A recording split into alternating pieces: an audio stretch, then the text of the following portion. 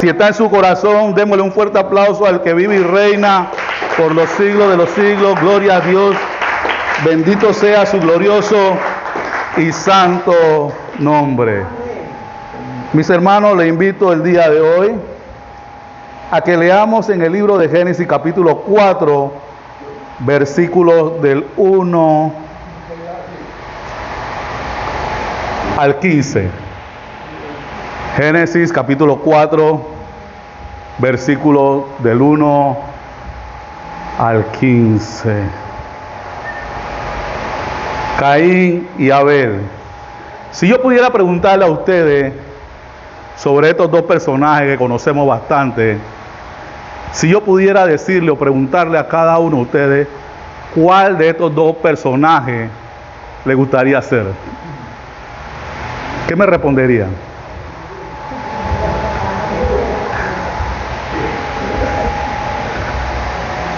Oremos para que el Señor nos guíe a través de su Espíritu, nos dé dirección, habla a nuestras vidas y a nuestros corazones. Bendito Dios Padre Celestial, en esta hora, Padre, honramos, bendecimos y glorificamos tu santo nombre. Pedimos que tu poder se manifieste en este lugar, que toque cada vida y cada corazón de acuerdo a las necesidades que mis hermanos y tu siervo pueda tener. Glorifícate, Dios de la gloria, Dios de gracia. Ayúdanos, Señor, a entender el mensaje que tú tienes para nosotros el día de hoy. Que sea tu Espíritu Santo, Señor, el que habla nuestras vidas. Me quito yo para que tu presencia se manifieste, Señor. Bendice a este pueblo, bendice el espacio, bendice a tu siervo y que todo lo que se haga, se diga, toda acción sea solamente para honrar, bendecir y glorificar tu santo nombre. En el nombre poderoso de Jesús y los que amamos a Dios decimos amén. Amén. Caín y Abel. Conoció Adán a su mujer Eva, la cual concibió y dio luz a Caín, y dijo: por voluntad de Jehová he adquirido varón.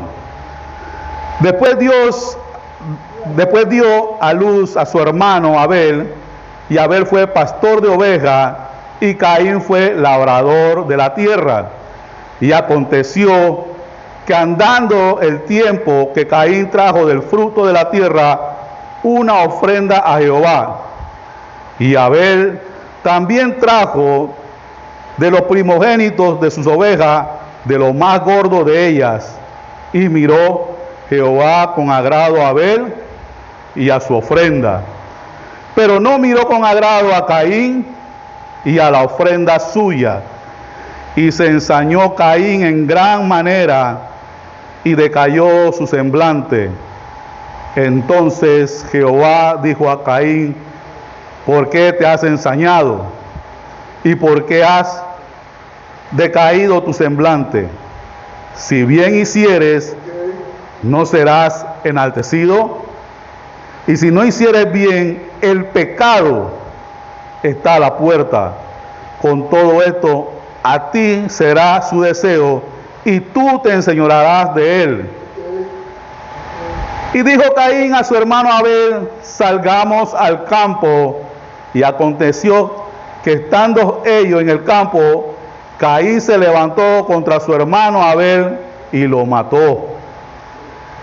Y dijo Jehová a Caín: ¿dónde está Abel tu hermano? Y él respondió: no sé, ¿soy yo acaso guarda de mi hermano? Y él le dijo: ¿qué has hecho? La voz de la sangre de tu hermano clama a mí desde la tierra. Ahora pues, maldito seas tú de la tierra, que abrió su boca para recibir de tu mano la sangre de tu hermano. Y dijo Caín a Jehová: grande es mi castigo para ser soportado. He aquí, me echas hoy de la tierra, y de tu presencia me esconderé, y seré errante y extranjero en la tierra, y sucederá que cualquiera que me hallare me matará. Y le respondió Jehová: ciertamente cualquiera que matare a Caín 7 veces será castigado. Entonces Jehová puso señal en Caín para que no lo matase cualquiera que lo hallara. Bendito sea el Señor. Iniciando hice una pregunta al corazón de cada hermano, no tienen que responderme. En lo que acabamos de leer, ¿cuál de los dos personajes le gustaría a usted interpretar? Voy a cambiar un poco la pregunta. Sabemos que dentro del redil del Señor hay ovejas y hay cabritos. ¿Qué soy yo? ¿Una oveja o un cabrito? O una pregunta más directa. ¿Seré la oveja negra? ¿Por qué el término de oveja negra? Hermanos, cuando usted hace un análisis de todo lo que usted ha vivido, aun cuando era pequeño, en el seno de su hogar, y recordamos aquellas épocas donde la maldad no era tan grande como la que existe hoy en día. Usted podía escuchar una noticia de un asesinato, de un crimen o de una situación espantosa como estas que vemos hoy en día en muy pocas ocasiones al año. Usted oye hablar de un crimen 2 o 3 veces máximo al año. Hoy en día, un crimen, quitarle la vida a otra persona, es noticia de todos los días. El muerto no se ha enfriado bien cuando ya hay otro. Y nuestros padres en aquella época hicieron grandes esfuerzos para formarnos de la mejor manera y con la mejor educación. ¿Qué sucede con los padres en la actualidad? Yo soy padre de un hijo de 34 años, un hijo de 33 y mi baby tiene 32. No fueron perfectos, tuvieron errores en su caminar. Pero dentro de la educación que le plasmamos entre su madre y yo, no hubiéramos permitido de ninguna manera que ellos se desviaran a caminos equivocados. Y siento que cada padre aquí presente, cada persona que ha lidiado con su hijo, esa ha sido la meta de él, que su hijo no se desvíe de manera descontrolada. Pero hermanos, aún con mucha insistencia, aún con mucho trabajo, aquí hay servidores de Dios, mujeres y hombres de Dios, y no solamente estoy hablando del templo de los redimidos, estoy hablando de la iglesia de Cristo, donde hay padres esforzados, donde hay padres que le han dado el mejor ejemplo a sus hijos, y aún así son absorbidos por las tentaciones del mundo. ¿A qué se debe? ¿Por qué un hijo se pierde de esa manera? Y vuelvo y le repito, como padres hacemos los esfuerzos necesarios. La Biblia dice que el enemigo está como león rugiente, buscando a quien devorar. Cuando el enemigo sabe que no puede con usted, ¿a quién va a atacar? A los hijos, a la familia, a lo que más te duele. Entonces estamos en la obligación, amados hermanos, pese a todo lo que estamos viviendo y pese a todo lo que estamos viendo, tener una comunicación constante con el Señor. No perder esa comunión con Dios. Hermanos, esto da tristeza al día de hoy.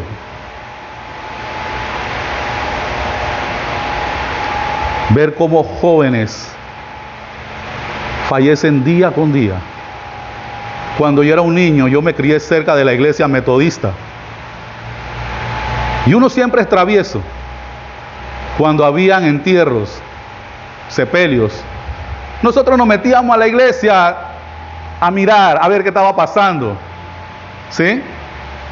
Y casi siempre, hermanos, eran puros cadáveres de gente mayores. Abuelitos, ancianos, personas que ya vivieron su vida. Pero hoy en día, cuando usted va a un entierro, la mayoría son de jóvenes.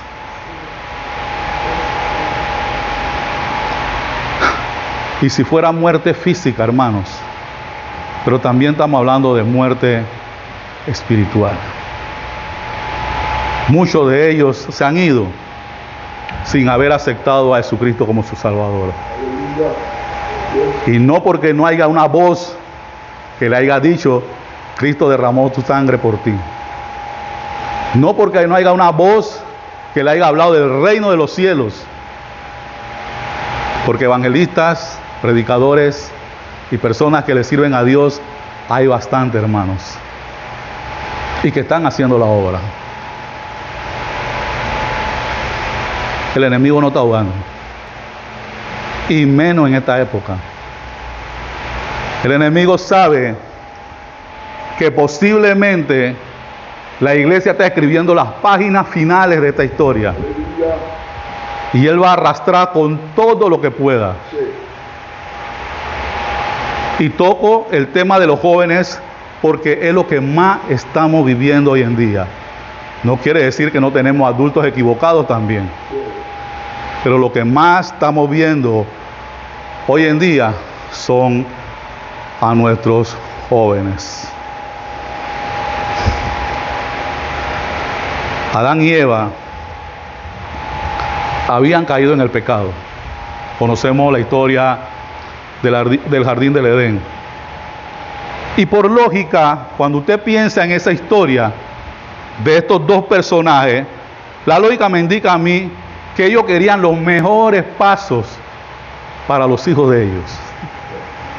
Siempre nosotros como padres queremos que nuestros hijos den mejores pasos que los nuestros. Que un hijo mío no tropiece con la misma piedra que yo tropecé. Y doblamos rodillas. Y oramos por ellos. Y estamos pendientes de todas sus actividades. Pero cuando su hijo coge 18 años, 17, 16, y empieza a ver todo lo que el mundo le ofrece, ahí es donde empieza el verdadero peligro.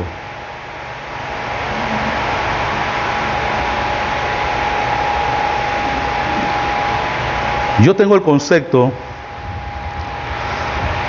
de que la juventud de mi época era traviesa, pero no tenía maldad en su corazón. Hay un efecto que daba mucha adrenalina en mis tiempos.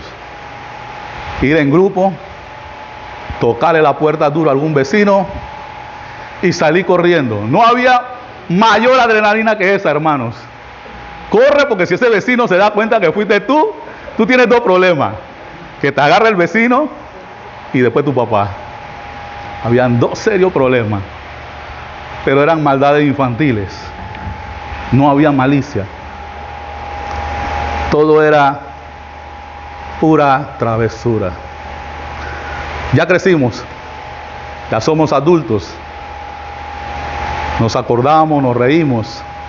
Pero estamos viendo el presente que estamos viviendo hoy en día. No hay manera de tapar el sol con un dedo.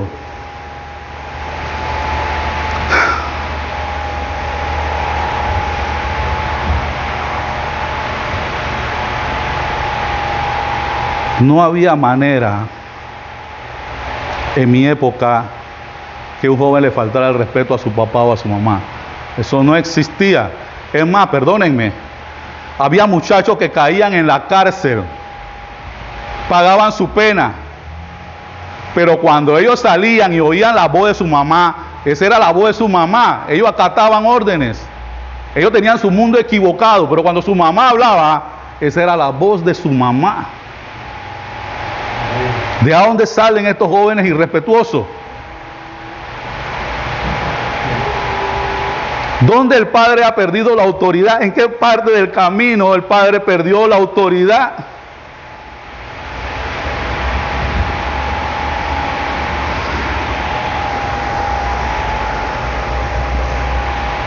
Y la pregunta es, ¿cuál de los dos personajes me gustaría ser? Y una pregunta más actualizada, hablando de ovejas y cabritos, ¿qué soy yo realmente? ¿Una oveja? ¿Un cabrito? ¿O una oveja negra?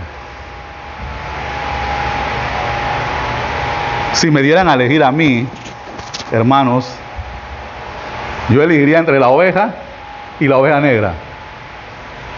Y le explico por qué. Porque la oveja sigue siendo oveja. No importa el color, ella sigue siendo oveja. Es dócil, es manejable. Todavía se puede hacer algo con esa oveja. Pero el cabrito no.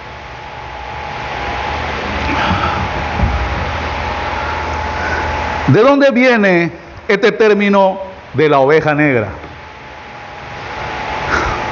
1. Genética. 99% de las ovejas nacen blancas. Muy pocas ovejas nacen del color negro o manchadas. Muy pocas. La lana blanca de una oveja podía ser y puede ser en la actualidad tinteada de cualquier color. Se puede trabajar tinte con el color blanco, pero con el color negro no. ¿Qué quiere decir eso? Que comercialmente la lana de la oveja blanca tiene mayor valor. Si vamos a la Biblia, en Números 31-32, habla de un botín. 665,000 ovejas de lana. Era un negocio. Tenía un precio, tenía un valor. ¿Sí? Por eso es que la oveja blanca tiene mayor valor que la oveja negra. También era un aspecto de cultura. En el siglo XVIII y XIX, en Inglaterra y España, la oveja negra era igual a una oveja diferente, ¿sí? Y seguía el precio en función. La blanca valía más. Nacía una oveja negra de cada 100 o 200 ovejas que nacían. ¿Qué quiere decir eso? Que para la familia de aquella época, un hijo diferente, un hijo problemático, era la oveja negra de la familia.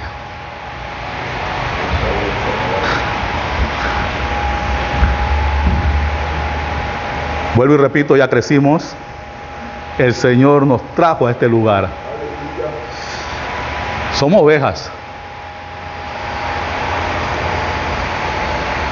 Y dentro del paquete y de todo lo que estamos viviendo, yo preferiría ser la oveja negra a ser el cabrito, si me ponen a escoger.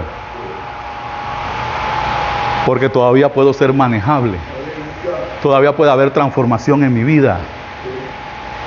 Todavía los hermanos pueden corregirme. Todavía el pastor puede hacer corrección en mi vida.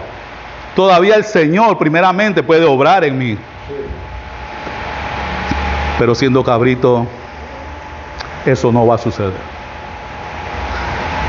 ¿Qué dice la Biblia acerca de las ovejas y los cabritos? La oveja, hermanos, es un animal dócil, que oye la voz de su pastor. No estamos hablando de color, estamos hablando de la oveja.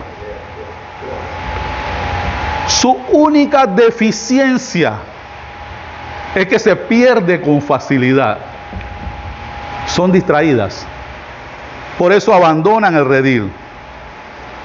Por eso es que la oveja reacciona a la voz de su pastor.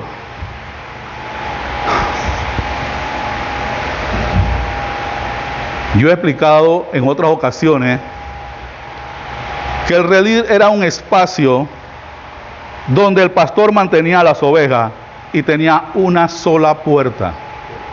No tenía varias, una sola.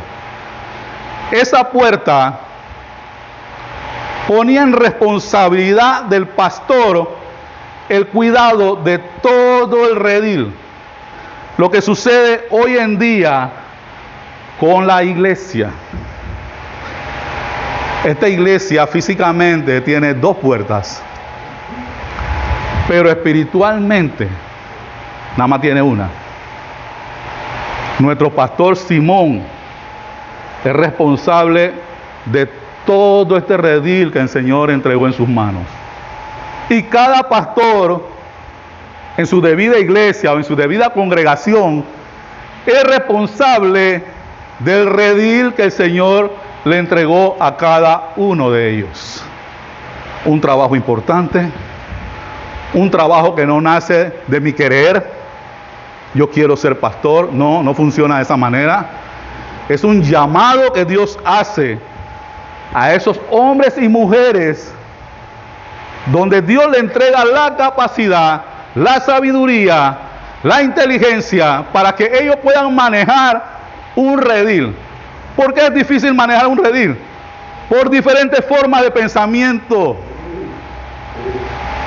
Se está trabajando con material humano,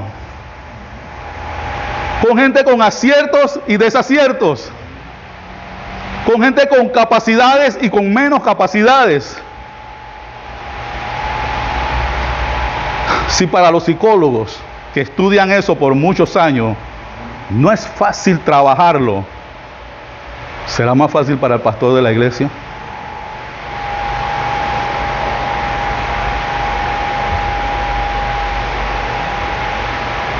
No debe ser una persona que esté llena del amor de Cristo,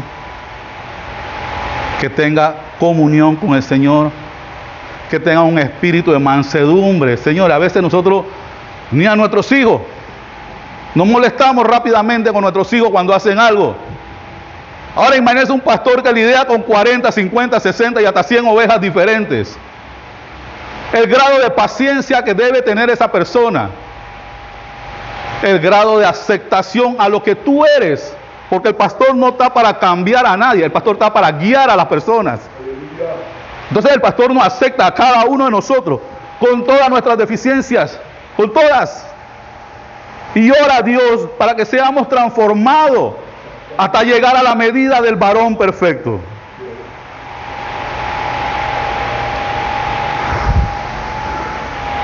Posición del pastor. No es fácil, hermanos. Y no todos los hombres son llamados a ser pastor.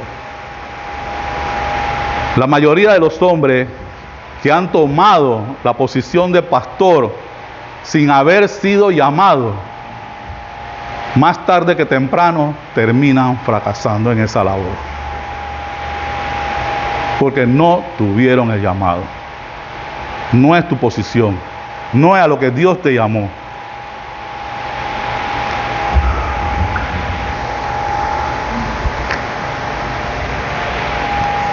El cabrito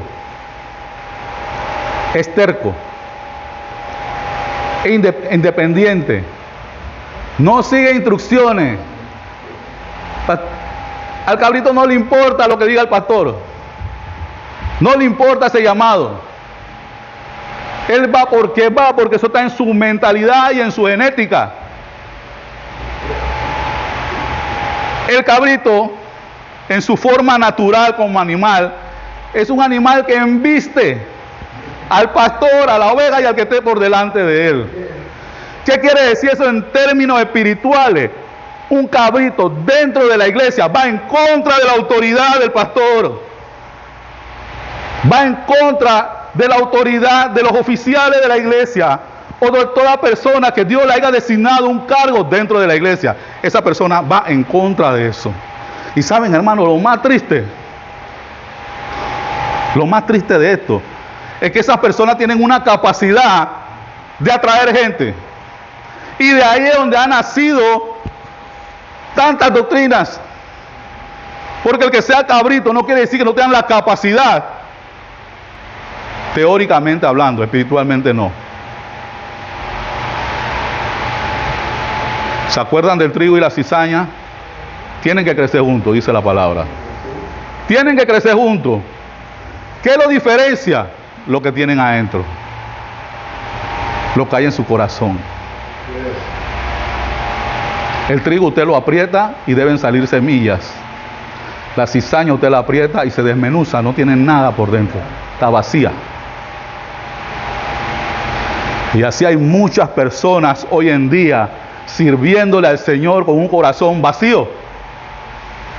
Teóricamente son unos expertos, son profesionales del Evangelio, pero no tienen nada dentro de su corazón. Están vacíos. Y muchas personas se han dejado guiar por este tipo de pastores, por este tipo de personas que dicen llevar el Evangelio.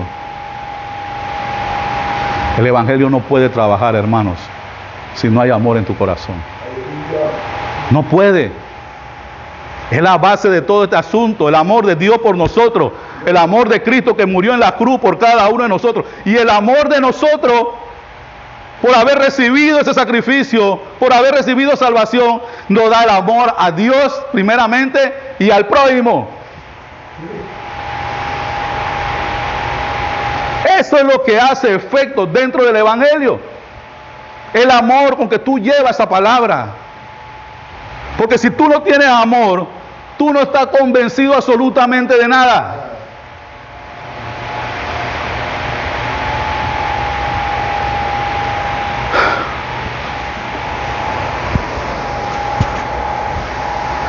Llegarían los tiempos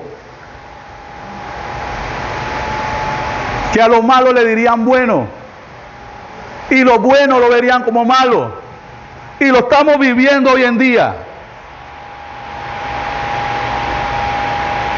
Nada más hace falta ver un noticiero, abrir un periódico, ver el esfuerzo que están haciendo hombres que verdaderamente le sirven a Dios. Pero el mundo pareciera que no está interesado en este asunto. ¿Por qué? Por un mal testimonio, por un mal ejemplo.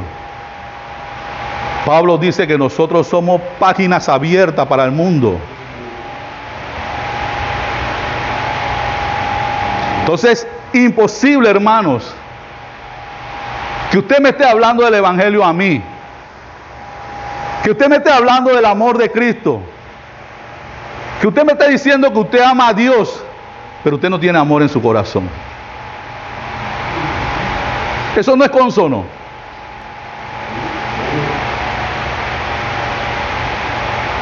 Y no va a tener efecto. Duélale a quien le duela. No va a tener efecto alguno.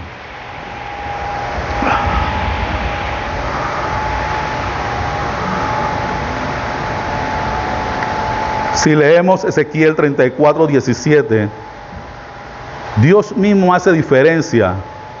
He aquí juzgo entre oveja y oveja, entre carneros y machos cabríos. Por eso fue que le dije a ustedes antes que hay ovejas que se comportan como cabritos. Y lo difícil, hermanos, es que en esta época no tenemos un redil lleno de ovejitas, tenemos un redil lleno de personas. ¿Cómo distinguir cuál es cabrito y cuál es oveja? Por eso es que salen estos lobos disfrazados de ovejas.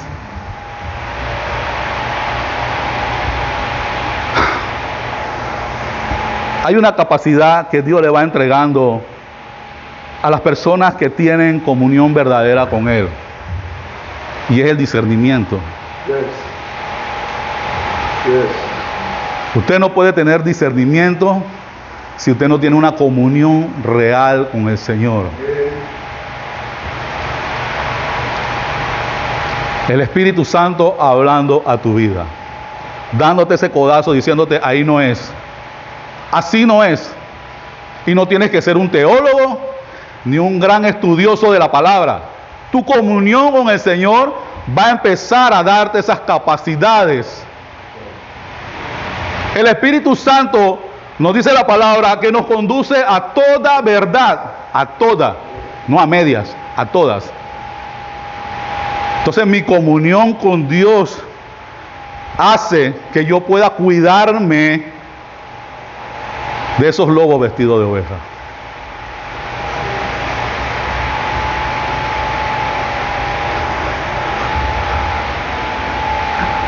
El lobo vestido de oveja predica, evangeliza,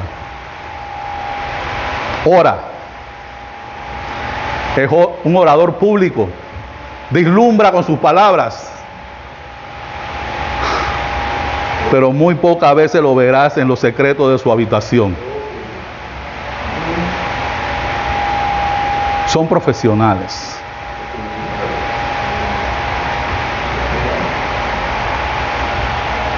Trigo y cizaña, mucho parecido. Diferencia, poco contenido o nada. No hay nada dentro de ellos.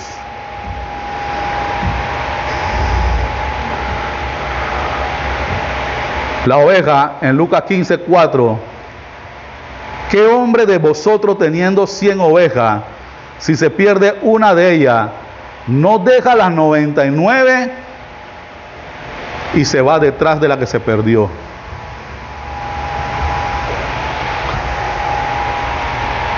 El pastor está en la puerta del redil. Si se le escapa una oveja, su amor a la obra, su amor al prójimo, lo mueve a preocuparse por esa oveja. ¿Es un trabajo solo del pastor? No, es un trabajo de la iglesia.